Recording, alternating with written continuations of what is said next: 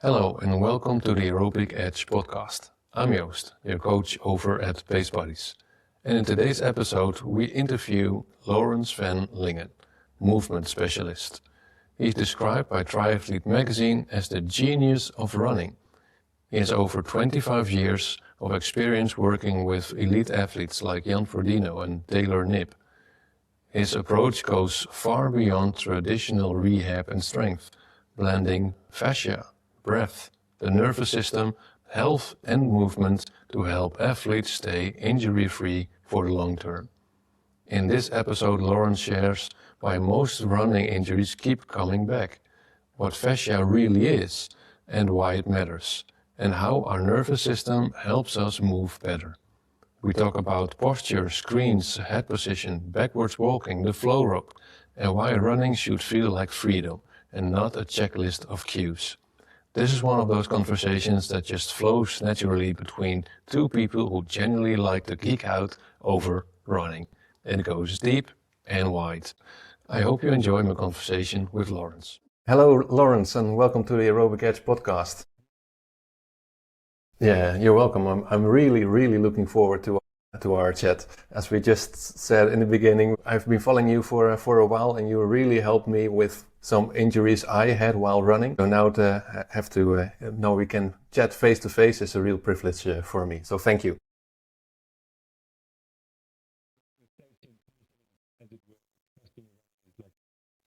Big deal. But, that's what we really do want for people. So I'm very happy kind of getting into that state. Exactly, because it's also liberating just to run without the fear of injuries or doing it wrong. It's a really great feeling to just feel open.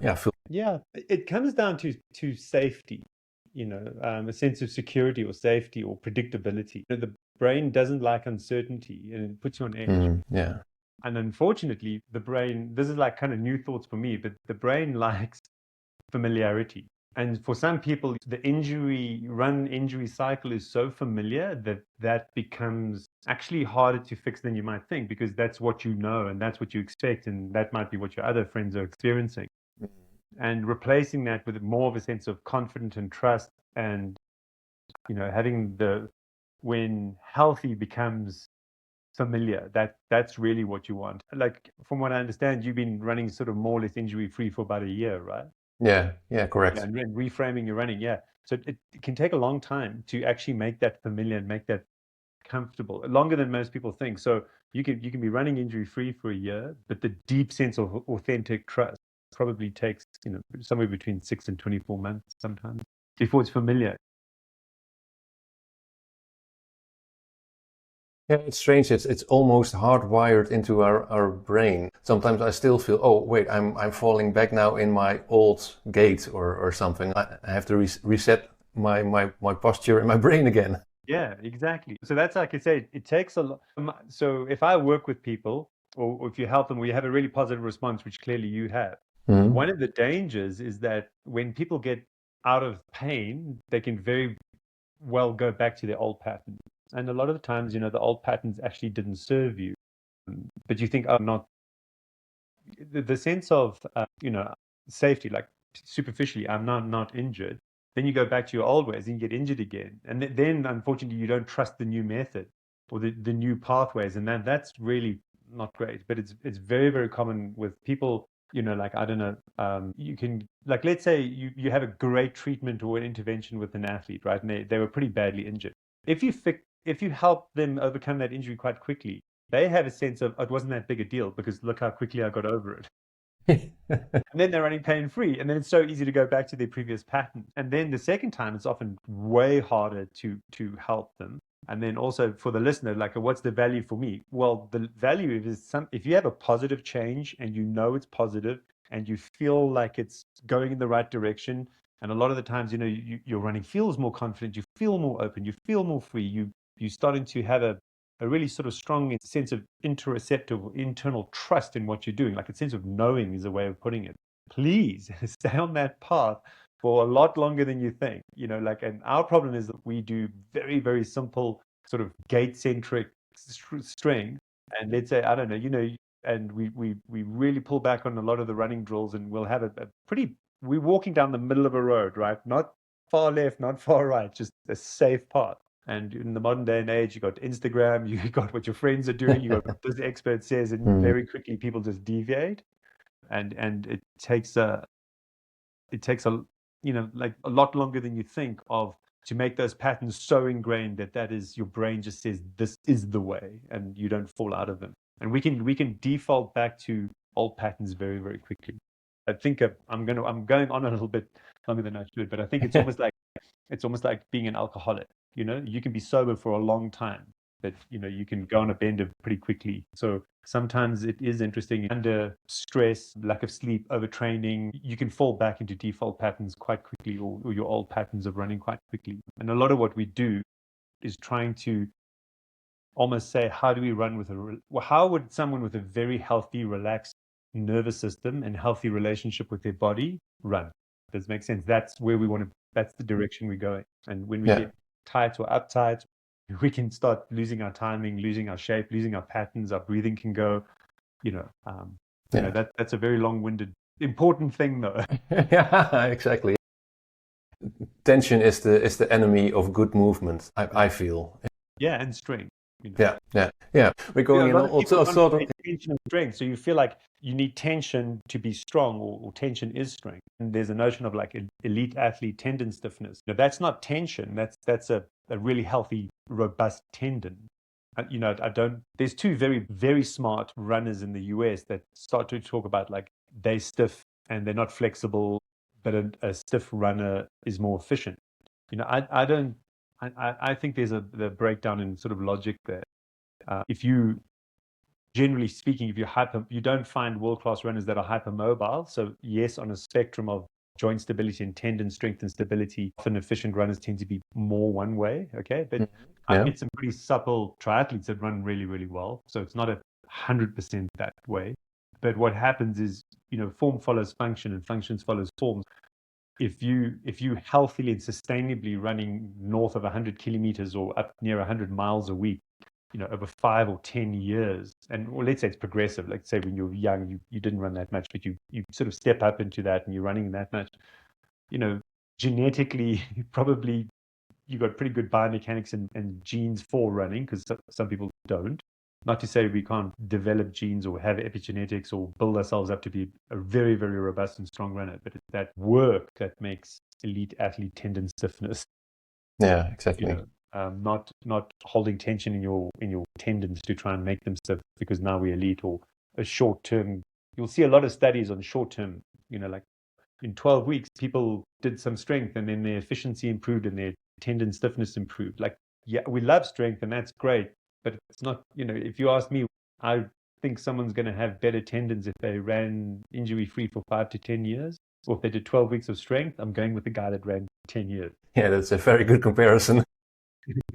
Exactly. Well, listeners probably noticed by now your methodology is a bit different than most. How did you end up in the endurance world? Because you did coach and you're coaching still very top athletes like Taylor Knibb. How did you become a name in this endurance world? I couldn't run. So when I was in college, I did these. I started with duathlons. I just come out the military, so I was kind of fit and robust, right? But my running, I was a good swimmer at school, high school, but I wasn't a very good runner, and I was certainly a very, very bad sprinter in relationship to just being fit and active and young. And we played a lot of sport growing up. My running was really bad, especially my sprinting. I never kind of figured it out, and then I did these little duathlons, did quite well. My cycling on a really cheap sort of bike that it was not even a racing bike. I was coming in this local race in the top 20 on really bad equipment with running shoes. But my running was letting me down, not my cycling. And then I thought like, well, I know I can swim. So there's this thing called a triathlon. And then, so I was a front pack swimmer and a slightly less than front pack biker, but my running was diabolical. And so, yeah, it was just a long journey of trying to learn how to run. I trained as a chiropractor, and then I specialized as a sports chiropractor. Very early on, I was treating very good runners because I was obsessed with running right, even when I was still studying. So sort of right in the beginning, at the opening of my practice, I was treating an Olympic gold medalist marathon runner who had flown in to come and see me. So that was my first, literally the opening. We had like a little function for the opening of my practice. He was a guest there because I was treating him. So I was working with elite runners very, very early in my career. And I was obsessed about running. I think the way I work, the methodology now is when I started to work more with fascia, okay? And fascia reframes how you see the world because you've got to lose the agenda, right? So it's almost like I use a rescue dog analogy a lot. I think people can sort of understand that if you had a rescue dog, right? So it's been traumatized before, it's sort of tense, it has inappropriate responses to stimulus. We can look at that dog and say, well, it's tense. It'd literally be hard if you touched it, right? And the hairs on the back of its neck might be up and it's frightened or anxious, or it's going to have these inappropriate responses to, I want to love you. Welcome into my home. Let me pat you. Let me give you food, right? And so once you start working with fascia, you start to realize like you've got to approach and treat fascia from a sense of safety and allow it to express itself rather than cupping it and scraping it. I mean, those are useful tools, but you can't cup and scrape a rescue dog relaxed. Yeah, exactly. So at some stage when you work with fascia, you start to realize, oh, hang on, there's a whole back end story to it. And that's, the nervous system. And as soon as you understand you're working with the nervous system, you have to start working from a place of, well, from the nervous system reflexively. And you have to start understanding, well, probably the best portal into that is breath. A really good portal is slow, soft somatovisceral movement. So like we do very slow, soft crawling patterns quite a lot. The flow rope fits into that because it's you moving from the center out, which opens you up. So we really like that. And so it just starts to reframe the way you work. And unfortunately, fascia only became an organ, was declared an organ, I think, in 2013. So it's Okay. kind of overlooked. It's the white stuff that you cut to get out of the way to see what the muscles are doing. It's the biggest organ in our body. We've got more fascia in our bodies than muscles. It guides and shapes the vector of muscles. It creates structure around muscles. So it's like my joke. It's kind of a big deal.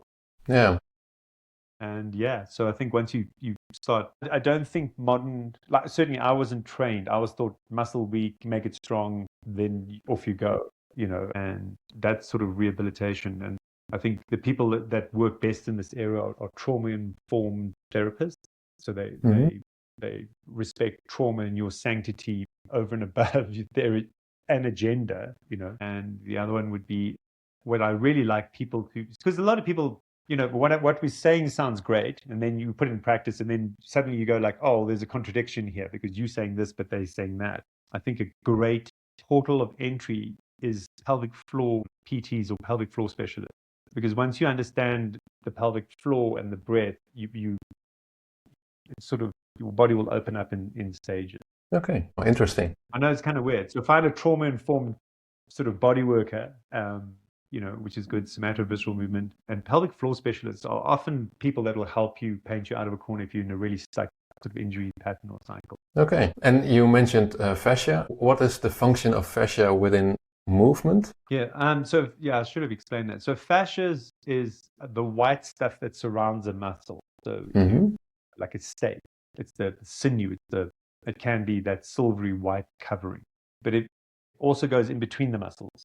Okay, and then it sort of merges and becomes tendons and becomes ligaments as well. So it's a connective tissue, but it shapes and frames everything. It's in our organs, it's around our organs, it supports our organs inside us, it supports the muscles. It's a crystalline matrix. So it's pretty cool stuff. We transport lymph through there. It's actually a transmitter of cancer. Often tumor cells travel to the fascial matrix. It's definitely got a massive role in our autoimmune response. Because it's so large, if it gets inflamed, it's a problem. It's a whole thing. And, we just not taught how to treat it because it's difficult. You can't really treat it. Like your IT band, for instance, would be a good example of fascia. It's a big band you can hang a pretty heavy weight off that fascia for weeks and it just doesn't lengthen, it doesn't change. And so it's very, very difficult. I mean, there are even people that say you can't do body work doesn't make a difference, doesn't change things, you can't change fascia, and they're technically correct. But we can influence it. So yeah, it's an interesting field, and like I say, there's not many people competent in working with fascia at a deep level. And you as the listener, you don't need to know how to treat fascia, and you don't need to be a fascia expert. I don't need to know is your body. You need to have organized breath. Okay, so your diaphragm, your pelvic floor needs to work in synergy. Okay, because then that sort of is the first door, and things start to fall into place after that. So we talk about unwinding and letting things fall into place. And then all the work that I do is all fascia friendly and all nervous system friendly. So we want to have a sense of trust, competence. You're trying to you're trying to make safety in your body and a feeling of safety in your body become familiar, so that because your brain will choose familiarity over safety. Okay. It chooses what you know over what's good for you. So if you've been running with too much tension, if you have a disorganized body, let's say, if your pattern and timing of running is not great, that's familiar, then your brain will choose those patterns.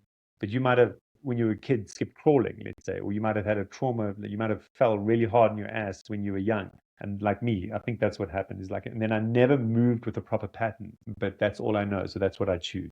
So again, you're now trying to unwind your nervous system, and the timing and shape of muscle firing starts to change. The healthier your nervous system is, the more relaxed you are, the higher your vagal tone is, and then we can teach healthy movement patterns. A lot of what I think is happening is when you teach healthy movement patterns, your nervous system likes it and calms down, because I think there's a bidirectional. So, let's say I really trained a reactive hip flexor. Well, a hip flexor is a really important muscle. It's a sort of, it has jobs in, it assists breathing, it assists our posture, and it assists our movement. And if they're tight and reactive, typically our nervous system upregulates. Again, almost like more rescue dog, right? But if we have really strong hip extension and functional hip extension, your hip flexors tend to calm down, be softer, more relaxed, and your nervous system starts to reflect that. So you might notice in your running, oh, my HRV is better in the morning. I'm sleeping better in the morning. My blood lactate curve might shift. When we breathe better, we certainly see ventilation rates improve. So it's performance enhancing. It feels better. You're moving in a way that is kind of synergistic with your nervous system. And then things start to fall into place from there. That's the avenue for most people, rather than I need to fix my body. There's some, you know what I mean, or come at your fascia with an agenda. It comes from a sense of trust in your breathing, trust in knowing in your body, doing movement patterns that really complement sort of a healthy, sustained, open fascia. And then the rescue dog starts to relax, wag its tail when you pat it, it likes it. And again, back to the analogy is, what happens often, unfortunately, so people pay attention here if I've been talking too long. Okay. Pay attention. If you've got the rescue dog and it's a floofy puppy and it's happy and it's wagging its tail, and when it sees you, it gets excited and happy. Okay, so you're in that space, you're injury free and moving well. Okay, don't whack the rescue dog on the nose with a newspaper. Okay, because it's never going to trust you again. And that's probably why it's so hard to fix some injuries, or why you go back to your old patterns very, very quickly. It's a very holistic approach. It's much more than just seeing, okay, a calf niggle, an injury. Just, well, let's strengthen it, let's treat it, and then everything's going to be fine. But it doesn't work like that. Yeah, yes. Yeah, I treat a lot of people that no one else can help. Okay, so they've tried everything.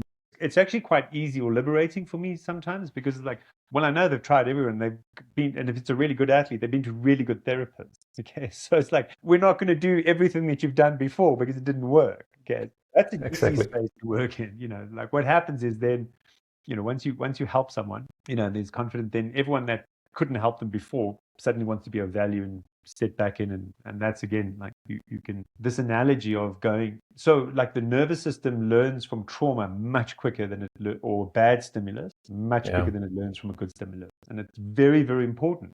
So you can have one traumatic incident can fry your nervous system for life, and it can take you years or never to repair that, or it takes 10,000 hours, as it were, to master any good movement pattern, but you can undo that very, very quickly. So trauma, painful stimulus, a bad response can unwind you much quicker than it takes to build you up. And also your nervous system hates surprises. So again, if you find something that's really working, you're building confidence, you're going in the right direction, no surprises, stay on the road. Yeah, exactly. While we're on the topic of injuries, something that always surprises me is that running is a relatively easy sport to start. You just buy some shoes and you head out the door. But still, the injury rate is so high. Why is that, do you think?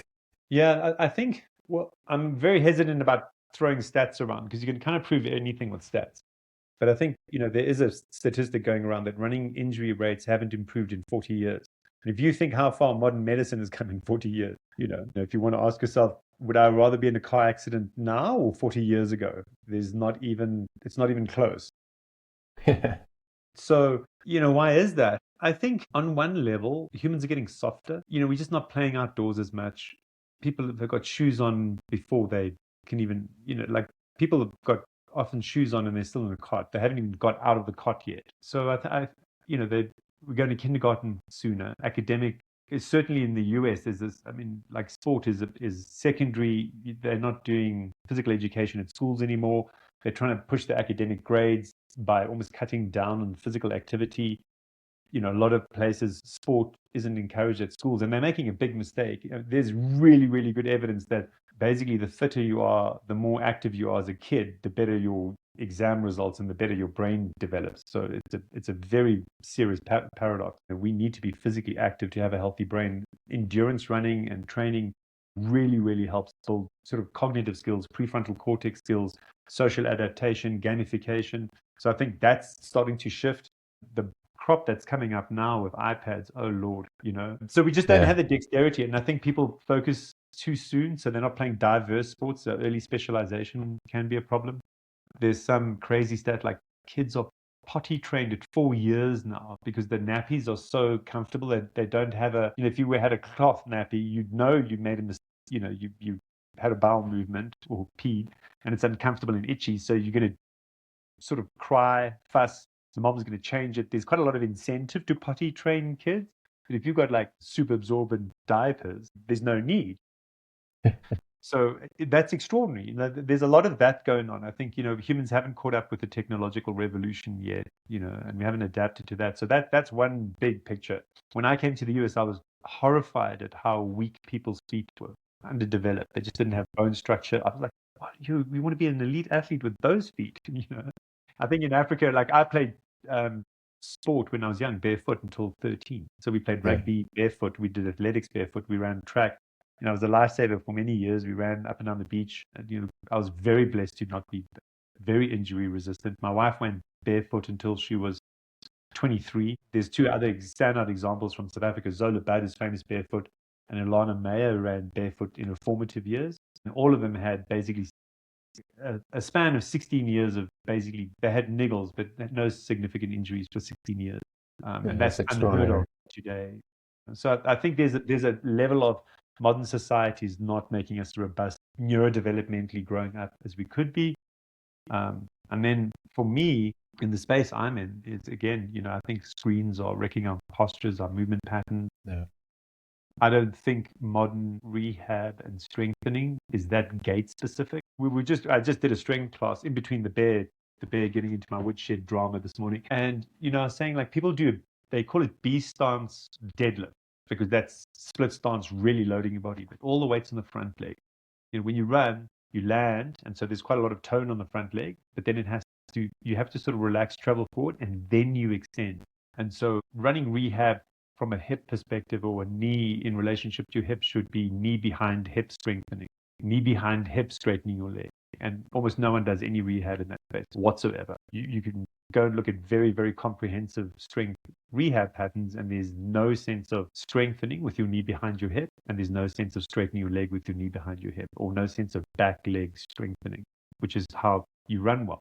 So I think there's that. I don't know, it's a lot. But when we go into, I can go on and on. Sorry. So one other is if you put a human being, we talk about trauma, nervous system trauma, we often go into a fetal position, which is everything shortens in the front. And with screens, it's head forward. With all the sitting we're doing, you're basically going into this flexion pattern. And it's I'm sure you experienced this with a flow rope. One of the things that it opened you up. I don't like talking about anterior chain and posterior chain too much anymore because people get a little sidetracked by it. That you have a sense of down the back and up the front, or opening up, and you become more balanced, you become more centered. So it's almost like an antidote to too much sitting, staring, looking at the screen, text neck, head forward. I've got a video called Ball on Head. Well, just Google Ball on Head on YouTube and neck rehab. It is fantastic if you know you've got neck problems. You just sort of do rehab with a ball on your head. You tend to sort of push up into the weighted ball, and you just do gentle rehab, and it really, really helps strengthen and organize your upper cervical region, which is very good for your whole posture. So check that out. Yeah. I actually did that exercise, and I was amazed how I felt after it. Yeah, your neck looks fantastic. It's balanced. And I had the privilege of treating Seb Coe, Lord Seb Coe, the 800 and 1500 meter runner. Like he described running way back in a long time. He said, have a balloon head, like, literally feel as though your head is up like a balloon. He was not injured until he was 60. Wow. So he had his first running injury at the age of 60, had plantar fasciitis. And he said, like, you're not going to believe this, but I don't know how to deal with this because I've never had an injury that stopped me from running. He was 60. He says, this is my first running injury, so I'm not handling this well. I just run. I can imagine. That's just unheard of in the modern day. So when we talk about, injury rates not improving, it might be getting worse. Yeah. And screens aren't helping. I have to remind myself when I'm behind the screen, I hope to be as less as possible behind the screen. I like to be outside more, but then you just have to remind yourself not to go more in a bad posture and not be open. Yeah. Well, it's like brushing your teeth, really. Brushing your teeth is a really good idea, especially over the long term. And it's the same with, okay, well, I need to brush my teeth. What's my little routine? Don't get overwhelmed. Ball on the head and just reorganizing your neck and cervical posture will, if this is organized, every joint in your body will start to organize. If you've got foot injuries, like alignment, balance issues, forefoot varus, organizing your upper cervical region, I'm sure, give yourself a little bit of time and you start to realize how much better your foot alignment and ankle alignment become. But that's a good antidote to screen. What I do is I do sit and work on a computer. Luckily, I work from home. So I'll go out and garden, or I'll go out and, like, I've got a whole big wood pile I'm going to move, and I've got some topsoil that I want to move around with a wheelbarrow, and then got a weed. So it's like inside, outside, and try and get outdoor time and movement in between screen time. Yeah. So very, very good idea. If you're that blessed, other people, start taking your meetings walking if you can. Listen and walk. It's a good one. A lot of people on treadmills at home, work from home, just put the screen on and just go for a walk while you're in the meeting if you have to be physically present and watch presentation. Not obsessively, but we need to move. So motion is lotion, moving, having different focal distances for your eyes. Your eyes really relate to the back of your neck and then your lower back and hamstring tone. So a lot of, if you've got fixed, rigid eyes, you'll find you're very prone to low back tension and hamstring tension. Okay. So we want to look around, like look for the bear. Not too close. Look at it, look at the horizon. And it's a great running. Let's make this more running relevant. One of the coolest cues, sorry, I got a bit of an allergy season. One of the coolest cues is when you're running, is to relax your eyes and have a soft gaze. So you want to look like at the beach, at the horizon, or in a desert or at far mountains that are turning blue. Really have a sense of looking big and relaxing your eyes. And you'll find you're running, you sort of come back into your running. You can almost have a sense that your eyes are falling back into your head. As opposed to, I want to get there. I want to be further down the road. Be present, be in the moment, and do what you can in the moment. And relaxing your eyes and bringing your gaze, letting it fall back, really helps you with that sort of sense of emotion. Motion and emotion can't be separated. So how you feel shows up in how you move, because it's the same thing. And that's, again, that embodiment. Body first, then mind. Okay. A lot of people are like, you cannot tell anyone to calm down. It doesn't work. They generally speaking, if you tell someone to calm down, they're going to get more upset. And it's the same with you. You can't tell your mind to calm down. What you can do is relax your body. Your mind will go, it's body relaxing time. I will relax too. Yeah. Yeah, and breath work can really help there, I imagine. Yeah. Breath work is also like a brushing your teeth for the modern world. We have screen apnea. We hold our breath when we look at screens. We hold our breath before we look at a text. Texts and notifications are anticipatory events. So again, your nervous system doesn't like surprises. Like, what does this mean? Is this good? Is this bad? People break up and get divorced on text now. I know there's one kid in Laguna Beach.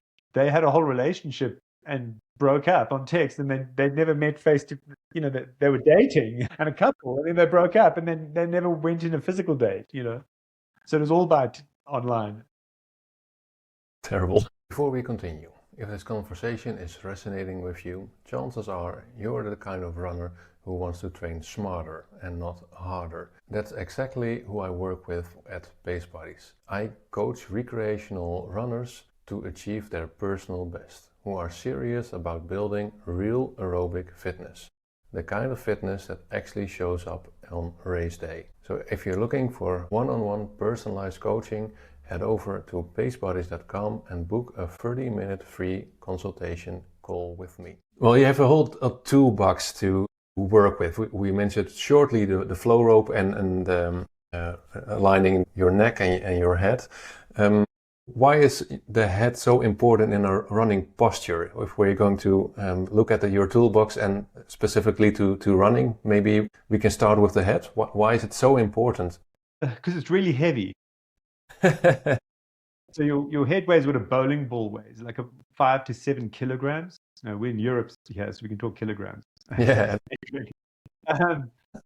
So if I had to hold a bowling ball up, like imagine you have a very, very vertical forearm. You know, if you start to push the bowling ball forward, it really starts to put weight in the back of your neck.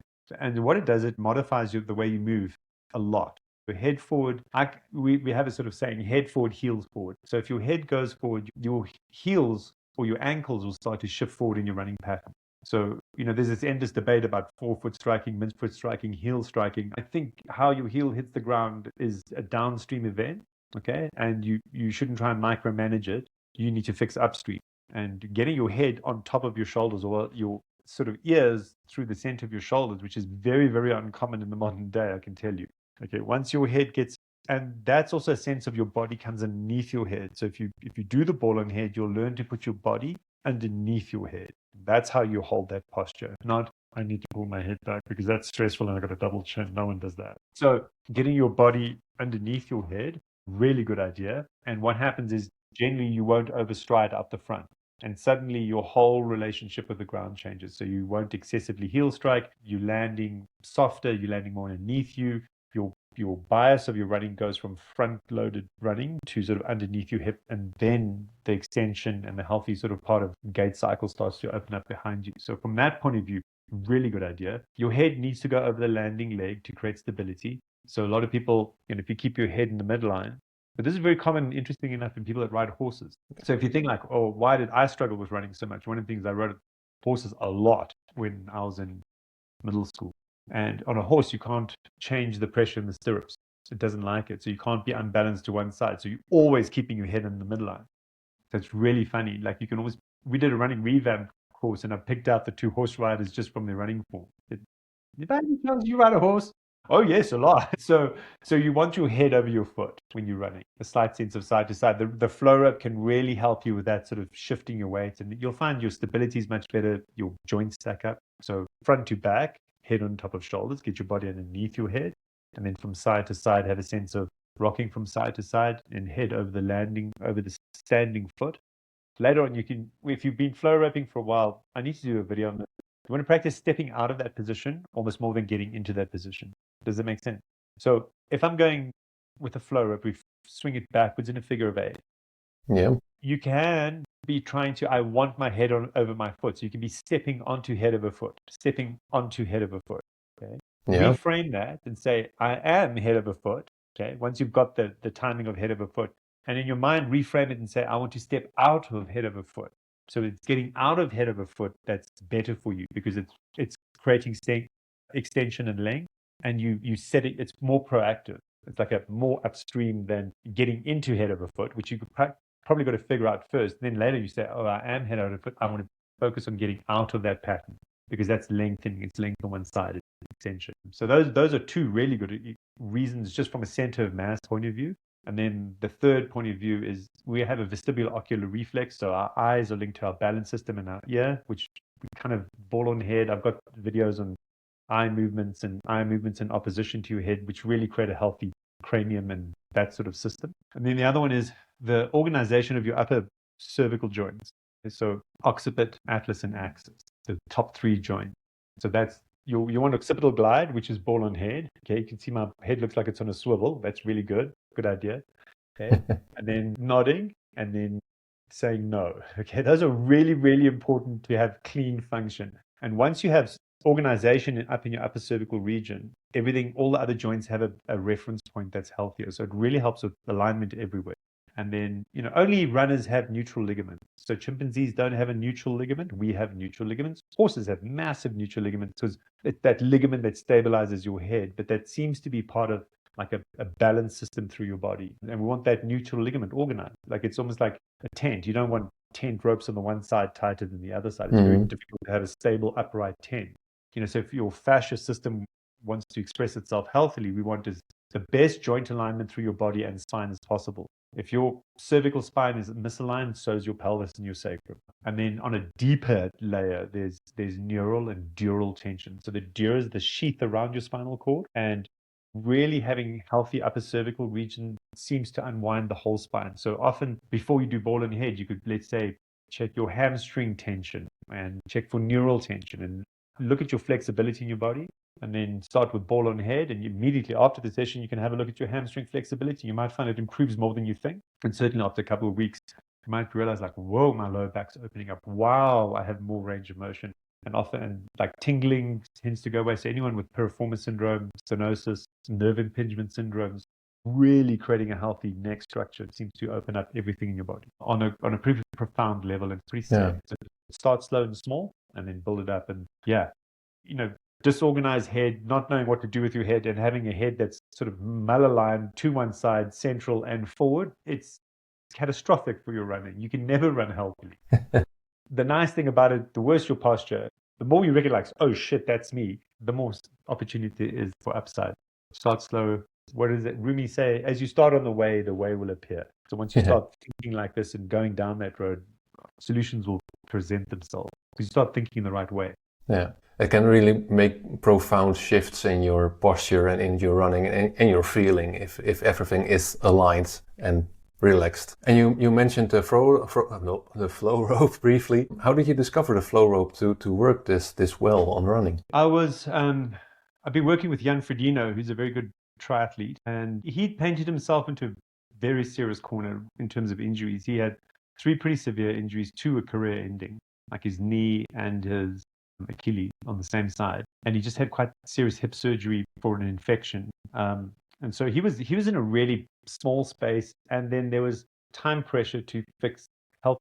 I don't like the word fix. Okay, to help him get healthy because he wanted one last season. So there wasn't like we got 2-3 years. This is a long-term project. So we took I know it's kind of weird, but a lot of what we do is find safety and security, okay, and build a sense of trust, and then.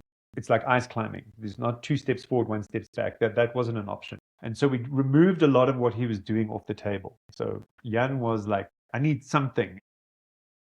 I can't do all my strength exercises that I was doing. And he acknowledged, he says, look, I've been to the best in the world. I know the best in the world, and they can't help me. Everyone's done. Everyone's hands up, and we can't help you anymore. So he was very open to a new approach, which was great. But, we just said, look, all of these are off the table, and we're going to slowly add and build up. But one thing at a time, because you're not rewarded for making mistakes in this scenario, right? And in most scenarios. And so I was flying back on the airplane. I was kind of the only person I knew in running that said head over foot, so head over foot and head over foot. So I did this post, head over foot. And I know this is a long story, but when I put head over foot hashtag, I said, like, someone else has been using this hashtag. I found David Weck. So David Weck is kind of the inventor of the flow rope. He's like this mad scientist, movement specialist. He invented the flow rope. He's a pretty interesting character. I'm very passionate about movement and the spinal engine. So we align on a lot of different things. But I looked at that flow rope and I was like, oh God, that's what Jan needs. Because he had bad head posture. Had a sense of moving with quite a lot of tension, which he was letting go and really enjoying. But so I was like, that's the thing. And I couldn't wait to get off the plane. I was like in the galley, seeing if I could swing something. That's the movement. That's what we need. And so I got home, just found anything. I can't remember what I swung first, like not shoelaces, but I swung a belt or TheraBand, I think. And I was like, oh my God, yes, this is it. And I was like totally dialed. Yeah, do this, get one rope now. And so that's how we found the flow rope from David Ware. And how does the flow rope clean up your running? Is it the timing? Yeah, it's the timing, and the flow rope's always going away from you. So it really starts giving you a sense of moving from the center out. And Jan was moving from the outside in. Fast hands, fast feet. Your hands moving faster than you. Like, very good analogy is watch someone that's never played golf before. or never really into ball sport, their hands move quicker than their body. Okay, so like chopping with their hands. Yeah. You watch the best ball strikers in the world, their hips are so far ahead of their body. So it's hips first, then their hands. Okay. Running's the same. You need to land, travel forward, then release. And because of triathletes in particular, because they generate so much power on the bike in flexion, and in swimming, you basically pulling, and you can be very outside in and create tension. Okay. So the flow rope starts to break that tension out because you're always moving from the center out. And after a while, you learn to swing the rope with your hips. So your hips lead the hand. Hips lead the hand. That's one of the big lessons. The other one is we want a posterior rolling of your shoulders, and you need that action in your hips actually. So a lot of people that are very flexion based or very tense or try to hold their pelvis still don't have that pattern whatsoever. If you didn't crawl as a baby, you probably didn't have that pattern at all. So it can be very, very difficult to actually learn the backward figure of 8 swinging pattern. When you don't know what to do in the beginning, you'll swing it with your hands, backwards swinging, and say, look, I can do it. Then the next stage is, oh, I got to roll my shoulders backwards to do it. And then one day you realize, oh, my hips are what's guiding my shoulders. Okay. And you want that pattern in your hips. And once you've got that pattern in your hips, you can start to think about stepping, head of a foot. So the rope touches the ground, underhand. If you're swinging it, it would flick pebbles forward. Everyone can chop down, like chopping an axe. You can chop down, no problem. A lot of people cannot swing underhand in a figure of 8. You'd be gobsmacked how hard it is. Okay. It can be very, very frustrating to learn. So anyway, we've got this underhand figure of 8. And as you step and your head's over on that side, the rope should hit the ground. And you want that pattern, that timing. So step, step, rope hits the ground, foot hits the ground, and head hits the ground. And it's very common, again, with triathletes because of cycling. And you maybe don't have that. Cycling, you generate a strong impulse with your knee in front of your hip at 90 degrees, more or less. Running, you want to develop a strong hip drive with your knee behind your hip, probably at about 5 to 10 degrees of extension. It's 100 degrees away from where you generate power on your bike. Most people bike way more than they run. We sit a lot more than we run, so hence it's difficult to do. Okay, so you're learning that shape and timing with the rope, and then, like I say, after that, you want to learn to step out of that pattern because running is about creating extension and length. Yeah. And stepping out of the pattern. So those are probably the biggest deals with the rope. Move from the center out, find the shape and timing of running, and learn length on one side to create extension. And the rope does all of those. And it can be very transformative for some people. It's not the only tool. It's not the only way of doing it. But it can, I remember it. I felt extraordinary. I did running form courses before, and it's always with cues and then you're running and you're thinking all kind of cues and you're inside your head. Yeah. It's maddening. Yeah. And then I found the flow rope and first I thought, what's this going to do with my running? And after a few weeks, hey, I feel the movement of the flow rope inside my running. How is that possible? It's something that you do outside of running transforms inside your running, in your form. Yeah, so that's the way. Yeah, thank you. Thank yourself. No, but that's exactly it. You got 4 stages of competence. You got when you, like at the bottom level, you unconsciously incompetent. Okay, so you don't know that you suck. You don't know that you're bad at something. You think you got this, but you don't. Okay. Then you have conscious incompetence. You become aware that you're not good and you're trying to fix it or help it, right? A lot of people are stuck in conscious competence. So you're pretty good at what you're doing, but you have to think about it to do it well. Okay. And then what we really want is unconscious competence. So you don't have to think and you do it well. If you think about it, that's the body leading the brain. So the body knows and the brain allows it to happen or doesn't try and top-down regulate it. So there's a lovely saying, if you think, you sink. So examples of this would be if we're playing tennis or paddleball, I could say, do you breathe in or out on your service? And then we know you're not going to serve well for the next couple of points because you're thinking about, do I breathe in or out while I serve? And then, so that we can pull ourselves out of unconscious competence. And a lot of running cues and thinking about it, or coaches say, let's say, okay, I don't know, we're working on some aspect. And then as soon as you master it, we're going to work on something else. So you're constantly being pulled out of unconscious competence. You figure something out, you make it unconscious, and then the coach is working on something else. So you're always being pulled out of your head just running. So a lot of what we do is, again, a healthy nervous system and a relaxed person that can be safe and secure and embodied with good joint structure, good basics, head and top of shoulders, all these basic movement patterns will start to express running unconsciously from the center out, and you don't have to think about it when you run. And the hardest part of like working with me is to stop thinking about, like, you'll hear me say a lot of things and you say, oh, I'm going to try and put my foot underneath my head. Oh, I'm going to try and make my shoulders roll this way. And I never said that. I said, if you have a relaxed nervous system and you do these movements, they will show up in your running. You don't have to think about it. Most people can't, have a really hard time just letting go. So well done you for just doing the work and then allowing it to show up, which is how you want to work. But later on, it becomes really, really important, because that's when, in a healthy situation, people have a deep sense of trust of their running. I mean, like, Jan Frodeno went from, I'll never run again, and people said, I cannot help you, you're done. And really competent therapists. I mean, he has access to the best in Europe, right? I mean, no one's treated him, I don't think, for 3 years. He said, interestingly enough as well, he says, Lawrence, it takes 2 years for your work to land. So he had his best race basically of his career in his comeback at Milwaukee. And then, so he was moving well and he could really express it well. Okay, but he had to think about it. It had to be dialed. It was not unconscious competence. He says it took about 2 years, and then he goes like, oh, wow, there's a whole deeper layer to this. And again, 6 months to 24 months, you want to walk the road, and then it starts to really land. And we just see that again. I think with Drew Hunter, suddenly things were really different after 2 years. With Taylor Knibb, at around about the 2-year mark, you don't have to think about it. It just lands a whole lot deeper, which is cool. Yeah, that's really extraordinary. And it's something, as you said, you move from the inside out, but you have to have it into your inside first. And that takes a long time. Yeah, well, it doesn't have to, Like, I mean, Floris Gearman, okay, who is how we ended up you found the flow rope. I mean, he had this extraordinary sort of emotional release and this run. That was one 20-minute lesson. I helped him with the flow rope almost as an afterthought after treating him to try this out. I really like this. And he was like, oh, okay. Went home. He's pretty diligent, so he probably practiced it at home a little bit, maybe the next morning. The next run he had was like, oh my God. It is interesting that I don't know, when you hurry slowly or you don't have anticipation. I think like the sword master, or there's a story about the Japanese sword master or achieving enlightenment. The student says, Master, how long till enlightenment? He says, it takes about 10 years. He says, but I'll be the best student. I'm going to try the hardest. I'll study harder than anyone else. I'm going to be.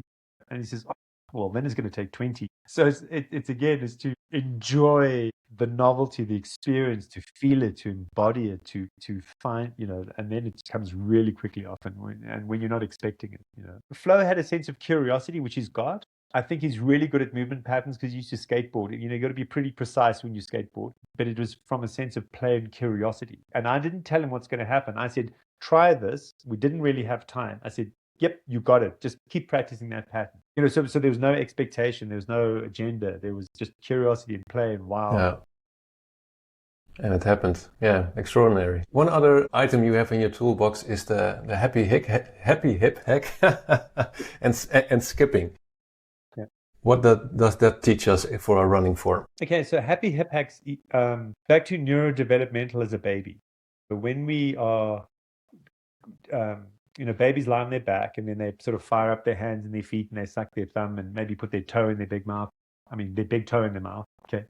So you're firing up your core or your frontal movement pattern. And then once they've got that down, they're like, oh, what's next? They roll onto their stomach. So they learn to sort of contract one side and the other side, and they learn rolling. Okay, and they roll onto their stomach. And from there, they learn to crawl. Now, when a baby learns to crawl, they do that talking about moving from the center out. So what's the central pattern?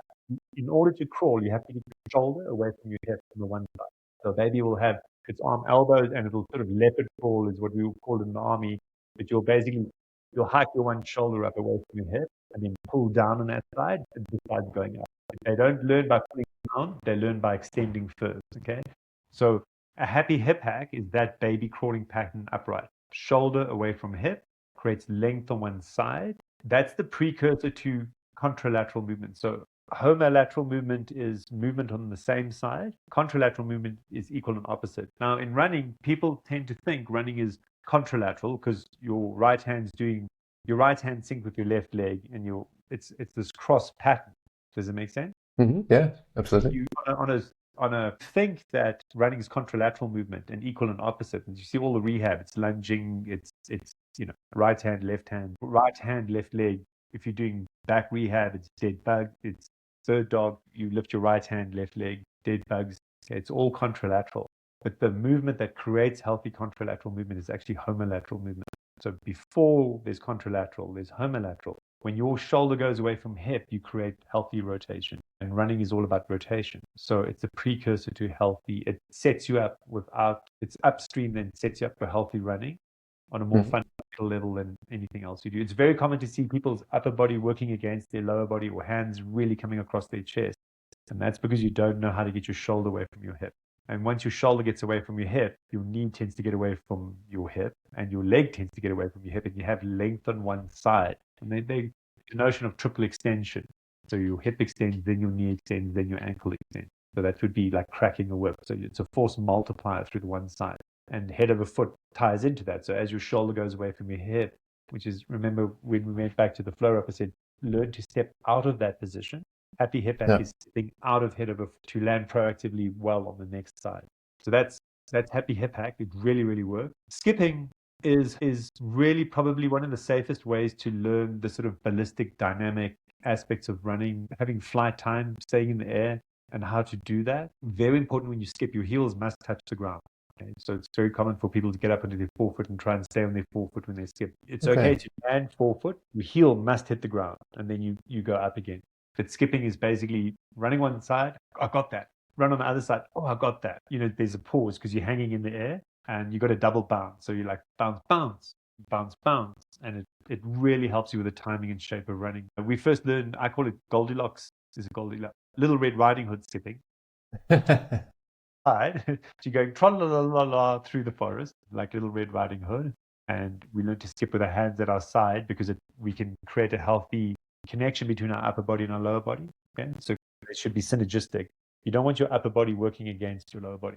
Once we have that, we can happy hip hack skip. So then you put your arms over your head and you practice that length on one side, length on one side. And then after that, we do chicken wing skipping, which is getting your shoulder off your hip. So you want a sense of your shoulder shouldn't be stuck to your ribs. A lot of people, in fact, in running, they'll sometimes cue to hold your shoulders down. You want your shoulders off your rib cage. So you want a gentle sense of because when your shoulder lifts slightly, elevates. So let's say we've got to think we're on a podcast, right? So if I'm sitting here and I shrug my shoulders up towards my ears as high as I can and then drop them down, you probably find, oh, they dropped down. You might have realized you're sitting there with your shoulders slightly elevated. So scrunch them up to your ears, let them go. And you find, oh, now they've dropped down lower than they were, right? Yeah. Cool. Now, if you just lift your shoulders, I've got to think in centimeters, half a centimeter, 3/4 of a centimeter. What will happen is you want a sense of, if I slightly shrug one shoulder, slightly shrug the other shoulder, you want when you're on that side, you want your shoulder to get off your hip. So a shoulder down, the hip can't express itself, or it's very difficult to have a way of thinking that you have this sense of lengthening on your one side, so creating extension on one side. If your shoulder's held down, it kind of suppresses that length on the one side. So you want your shoulders to be loose. You can shrug them when you run and just sort of shake them out. It's a good idea. But chicken wing skipping is helping go with your hip and helping get your shoulder off your. A lot of people, again, just people have so much trap and neck tension. So it just helps soften up and relax your shoulders, which really helps a lot of people switch their hips on. Like I can't engage my glutes kind of person. Getting your shoulders off your hips is a great way to help that glute engage. Yeah, very good point. And is it also to store elastic energy in your body? If you have length on one side, you store the energy and then you release it with, again. Yeah, so a great. I've got to apologize to people. I feel like I'm just dominating this conversation and not stopping talking. That's because I'm a bit excited because the bear woke me up at 4:00 this morning and broke into my shed. But to your point, a really important thing is if you talk about elastic energy in running, right? It's really helpful. Imagine you're at the playground and you have a set of swings. If you push a child on a swing or an adult, you don't run with the swing and run backwards and forwards holding onto the swing. You stand in one place, you let the swing come to you. You're probably going to touch the swing with your hand and you're going to go with the swing back. And then when the swing goes forward, you're just going to give it a little push. You're going to go with the swing in the direction of the swing. So running is very much that. It's timing. So running is landing. You want a sense of being proactive, landing the right shape in the right time, okay, which the flow rope and these various tools can give you. Then you travel forward and you're not really doing much. What you are doing is loading up stored elastic energy, and it's in your whole body. So it's more akin to jump roping than it is to your sort of having a notion of, oh, just my leg or just my calf. It's your whole body. Yeah, that's why your head posture is so important, because your spine ends up being a spring. You really want to think like, if I jump rope, you end up being very, very stacked vertically. So running, we want to be really, really stacked vertically. So our whole body starts to load up stored elastic energy and we travel forward. And then that extension, we talk about that delayed extension, is that should be timed with the release of elastic energy through your body. And to your point, yeah, that's why your shoulder, like you want it to come, everything on that side releases, not just a small singular event. A really good example of running in a very connected fashion with shoulder away from hip, and that is a guy called Joe Klecker, who's just run a 205 in Boston. So I don't treat and work directly with Joe. It's really cool. He just follows me and just does stuff online. So I know he uses the flow rope. I've met him. He's great, but he's never asked me for advice, and he's never worked with me one-on-one. But if you watch him running, you can just see he's totally dialed, very, very stacked. And what I like about his running is I think so humans can copycat learn. We got mirror motor neurons. Is that right? Mirror neurons. And so we can learn by example and copying and watching people. And so if you want an example of someone that runs very stacked, very connected, very efficient and simple, so there's not a lot going on, but exactly what he does is right, is Joe Klecker. So give him a follow and watch him on Instagram and say I will. And that's a really good example of length on one side. You can just see he's so connected, and it's just dialed. It's like the right amount. He's very organized. A great example of length on one side, or heavy hip hacking in his setting, or land traveling forward and then having this connected length on one side. And you want to time it to your super shoes. So super shoes store elastic energy. It's one of the reasons I think super shoes have really helped running, is because I think it's changed the timing. Some people believe you should hit the ground going backwards or pull backwards or pull backwards, or B skips are, where you sort of scrape mud off your shoe going backwards. Yeah. Some people are trying to run like that. You're not rewarded by a super shoe for running like that, to a super shoe. So there are a lot of people that are doing those drills thinking like that, then running in the super shoe, and then subconsciously, if you unconsciously, competently start to run in the super shoe and start to time and start to work with the elastic energy of the shoe, you'll realize like a lot of what you think in your head is not what's now being expressed. Because the super shoe, you want to compress the foam and then bounce out of that compressed foam. It's got nothing to do with how fast you hit the ground going backwards. And running, 75 to 80% of your running forces are vertical. So most of our running forces are upright. Yeah, and we want to time that appropriately, so you have the most recoil from the jumping. Yeah, exactly. Yeah, so it's one other item you have in your toolbox was the backwards walking. I want to be respectful of your time. We're already talking for an hour, and we can talk probably for another one. We can do another podcast. I'll be calmer than this podcast. Maybe we can start asking you questions. No, that's fine. I have a bit of narrow focus at the moment. So backward walking would be the best use of backward walking is in the early stages of, let's say you say, wow, I'm all in, I want to do this, this excites me, let's go. My suggestion would be to first learn crawling pattern, because that's the most fundamental movement pattern. Like when we did running revamp, it was a live cohort, so it started on a certain date. Everyone that signed up before, I said, please do crawling patterns every morning for at least 5 minutes for the 2-3 weeks until the course started. Okay, it's a really good idea. And we just set ourselves up for success. So crawling patterns first, before flow rope. Then if I'm working with an elite athlete, the stakes are high. They do this for a living. They do it a lot. They can't afford to be injured or interrupted. I'll generally speaking, most of the time say, do backwards walking for 2 weeks. So it's like kind of an introductory phase. Why we do backward walking is you try and do it barefoot. It pairs well with the crawling pattern. So it's shoulder away from hips, creating healthy contralateral movement. So your belly button is looking towards the front leg. but we get the belly button to your front leg not by twisting our upper body. We get it there by shoulder away from hip, but we're doing it backwards. Then what happens is you put your toe behind you and you bend your toes. If you're doing backward walking barefoot or in socks or in flexible shoes, like minimal shoes are better, you're going to bend your toes first. And that's really, really important because that creates medial arch stability. And also, the hardest part of running well is learning to roll off your foot. And a lot of people don't roll off their foot very well, especially when you're running fast. So it's solving one of the hardest problems to fix really early on. It's starting to make you very, very familiar with, oh, I need to roll off my forefoot. Oh, I need to have a bent toe. I need to have a bent big toe to have a medial arch strength. So that's the one component, is soft bent toe. Then you rock back and you put your heel down. Remember, when we did skipping, we said it's very important that your heel touches the ground.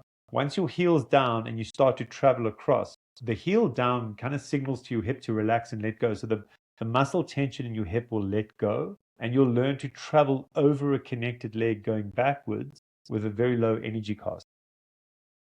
Yeah. And then you repeat it. So it's a healthy contralateral or homolateral movement pattern, shoulder away from hip, soft toe, medial arch, hip stability, hip letting go. Because when you run, you want to land with pre-tension, and then you want your hip to relax so you can travel forward. And when the stability muscles of your hips relax, your hip extension can kick in. But the two are almost, I wouldn't say totally, like if you contract your bicep, your tricep releases. Okay, so that's an agonist and antagonist muscle. I'd be careful to say that the stability muscles in your hip are antagonistic to extension, but they kind of are. So you want to land with a sense of tone and organization in your body, and then your stabilizers need to let go so that your hip can extend and open up. Certainly your hip flexors have to let go, right? Your hip flexors have to relax so your hip can extend. So backward walking it unwinds most people's hip flexors and helps the hip flexors let go and the stability muscles let go. And so very quickly, if you backward walk, you can take a video before you start any of what I do. And because it's nice to sort of document your journey.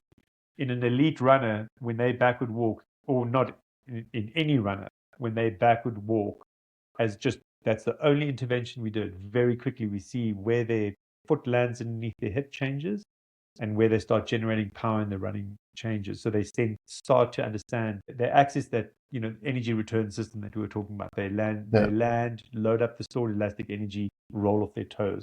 And those vectors, if you want to talk about force vectors, the direction of the force in their running starts to clean up very, very quickly. And it's very preventative. So if we did it the other way around, let's say we taught you how to extend from the hip boldly through your foot and then roll off your forefoot, you can get injured because your foot doesn't have the range of motion. You haven't learned to unlock the other thing is unlocks the midfoot. So a lot of people have a locked midfoot, and walking backwards unlocks your midfoot and it unlocks your hip, and that relationship between the two. And so it's very injury preventative. And the other one is going on when you run. Okay, when you start to change the way you're running, you load your Achilles deeper. Okay, so you get more range of motion out of your Achilles. So backward walking helps you get used to a longer Achilles. It lengthens out your Achilles.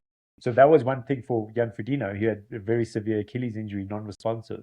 His backward walking helped him learn to drop his heel down and trust the long Achilles, because it's almost like a leap of faith. I need to load my Achilles deeper to use it properly, and then you're almost hoping that if I use my Achilles as it was intended to be used, okay, and it has full range of motion, that's healthy. That'll help rehabilitate the Achilles and make it stronger. But what we definitely don't want is, if particularly like in a case like Jan, if he'd learned hip extension and driven his massive engine, through his leg on a locked Achilles, he probably just light his Achilles up. So it's an injury prevention and puts a lot of goodness and awesomeness into your running as just one simple, you just need to walk backwards slowly. If it's on a treadmill, which is a very safe place to walk backwards, so don't fall, and continuous is better. Okay. If we walk in a gym, if you work even with elite athletes with great body awareness, they just walk into equipment because they're so busy thinking about what to do when they walk backwards, they'll just walk into some gym equipment. Generally speaking, do it on a field that's big and large. Don't walk into a lamppost. Don't walk off the side of a sidewalk. Do it in a safe place. But the best place to backward walk is probably a treadmill, and it's about 1 to 1.2 kilometers an hour flat. Oh, okay. That's a good point. A lot of people want to do resistance or we used to say walk in an incline, but not anymore. Just walk flat, 1.1 kilometer an hour to 1.2 kilometer an hour backwards. Soft toes, heel down. happy hip hack backwards to create the right pattern. So leg to one side gets your belly button towards the leg that's in front of you, but you're walking backwards. And it's another example again of an exercise that feels not really running related, but it really transfers through to your running. Yeah, and it just shows up again without thinking about it. Yeah, exactly. And that's we head outside to clear our heads and not to be inside our heads with all kind of cues. So these exercises really resonate with me, to just run with feeling and not be in our heads with all kind of cues and exercises, but just exercises that transform into your running, well, by itself. Yeah. Yeah, I love that. And I love the way you express that. And that's the point, is to get out of our heads, to get outside, to get embodied. A lot of and feeling, like we talked about the nappy scenario earlier, a lot of people are really don't want to check in. They're not comfortable with their feelings. A lot of people, unfortunately, in the running space are running away from their problems, and that's fine. This is not from a sense of judgment, and it's certainly something I did. So inside your body, or feeling in your body, can be a very scary place for some people. So again, it brings us, like the whole conversation is just coming in a full loop, is learning to be safe in your body and learning to trust those feelings and making those familiar and safe is literally what you just said, and it's very important. Exactly. And it takes, for a lot of people, it takes a lot of courage to feel, or to be embodied, or to feel feelings. Yeah, exactly. Well, Lawrence, thank you so much for your time and being here on the podcast. We have much more to talk about, but we'll save that for another podcast and another episode. But I really want to thank you for this. Oh, thank you. And thank you very much.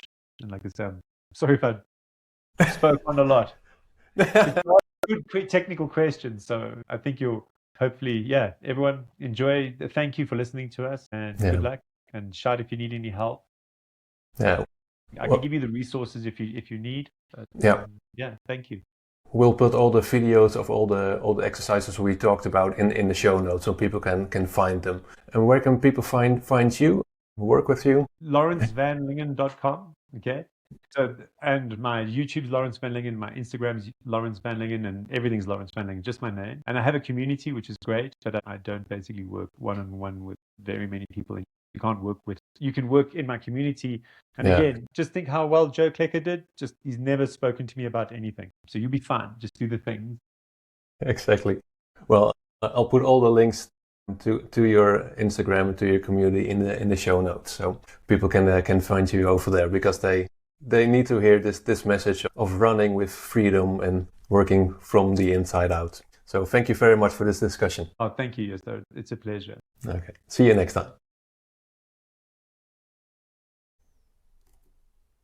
That's a wrap for today's episode, and thank you for listening. If you're enjoying the Aerobic Ed podcast, the best thing you can do is leave a review at Spotify or Apple Podcast. It just takes a few minutes and helps other runners to find the show. And if you want to take your training to the next level, come and talk to me. I work with recreational runners who want a structured, evidence-based approach to building real aerobic fitness. The first call is free. You'll find the link in the show notes or over at Pacebody. Thank you for listening, and see you in the next one.